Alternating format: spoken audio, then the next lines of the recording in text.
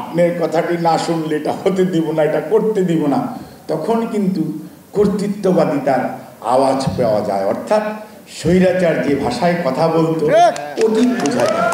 নির্বাচন যাতে আরো বেশি না দূরে থাকে, দেশে যাতে আরো আইন শৃঙ্খলা পরিস্থিতির অবনতি হয়, দেশে যাতে ইনভেস্টমেন্ট আরো কম হয়, দেশে যাতে আরো বেকারত্ব বেশি বেড়ে যায়, আমি কি সেই দিকে দেশকে একটা অরাজকতার দিকে নিয়ে যেতে চাচ্ছি?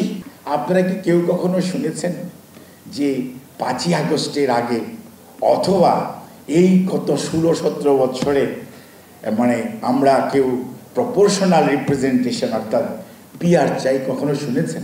না। কখনো শুনেছেন? না। আপনারা শুনেন নাই এবং এই ধরনের বক্তব্য কারো ছিল না। আজকে কেউ কেউ বলেন, বলতে দোষ নাই, কারণ গণতন্ত্রের মধ্যে কথা বলবেন, this is the beauty of democracy, এবং মত প্রকাশের যে ভিন্নতা থাকবে, this is the beauty of democracy, এটির মধ্যে কোনো সমস্যা নাই। কিন্তু যখন আপনি বলেন আপনার কথাটি না শুনলে এটা হতে দিব না, এটা করতে দিব না, তখন কিন্তু কর্তৃত্ববাদিতার আওয়াজ পাওয়া যায়। অর্থাৎ স্বৈরাচার যে ভাষায় কথা বলতো ওটি বোঝা যায়। এটি কি ঠিক? আপনি ডেমোক্রেসি মানবেন, আপনি নির্বাচনী ম্যানিফেস্টোতে দেন, আমি যদি ক্ষমতায় যাই, আমাকে যদি জনগণ নির্বাচিত করে, দায়িত্বশীল একজন বললেন দায়িত্বশীল দায়িত্ব দেয়, তাহলে আমি আগামীতে এই সিস্টেমে যাব। যেমন বাংলাদেশ জাতীয়তাবাদী দল তার 31 দফার একটা কর্মসূচি 2022-এর ডিসেম্বরে দিয়েছিল, 2023-এর জুলাই মাসে দিয়েছে 31 দফার কর্মসূচি। এটা ওপেন, ইটস প্রিন্টেড, ইটস অনলাইনে আছে, অফলাইনে আছে, সর্বত্র আছে, দেশের মানুষের কাছে ইটস ডকুমেন্ট যে what the BNP will do when BNP will get the chance by the grace of Almighty and from the support from our electoral voters, অর্থাৎ আমাদের যে ভোটাররা যদি ভোট দিয়ে দায়িত্ব দেয়, ডেফিনেটলি বিএনপি 31 দফার কর্মসূচি নিয়ে বিএনপি দিয়েছে। It's open document. এবং এটি আজকে দেয়নি, এটি দিয়েছে আপনার 22-এর ডিসেম্বরে প্রথম, 27 দফা রাষ্ট্র মেরামতের কর্মসূচি জুলাই 2023-এর 13 তারিখে দিয়েছে 31 দফা বিএনপির কর্মসূচি। ওয়ালটন এখন দেশের সীমানা পেরিয়ে পৌঁছে গিয়েছে 50টিরও বেশি দেশে।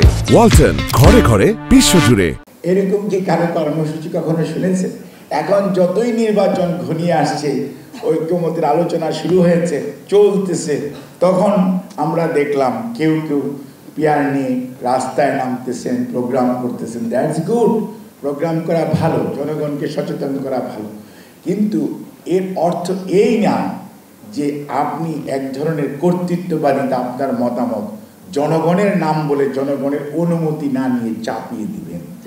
এটি কোনো অবস্থাতেই গণতান্ত্রিক আচরণ নয়।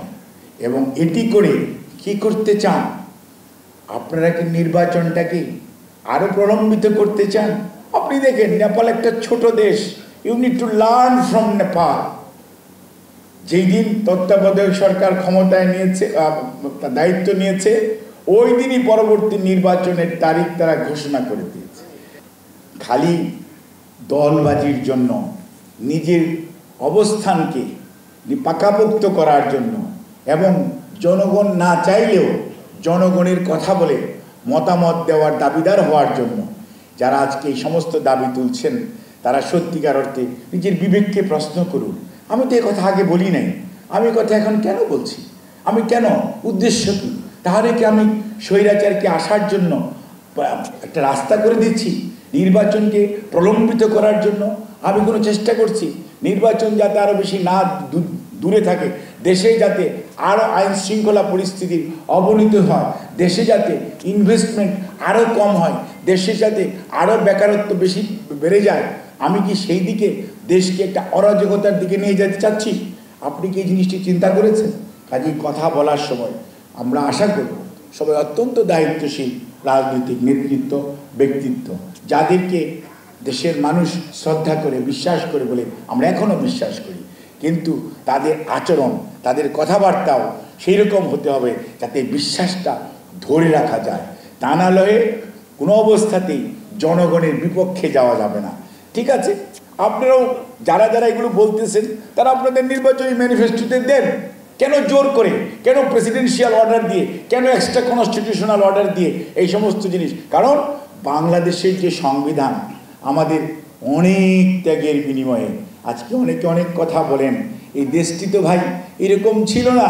1971-এ লক্ষ লক্ষ মানুষ শহীদ হয়েছে এবং আমাদের অনেক মা বোনের সম্ভ্রমের বিনিময়ে, আমাদের লক্ষ লক্ষ মানুষের ত্যাগের বিনিময়ে এই অর্জিত স্বাধীনতা।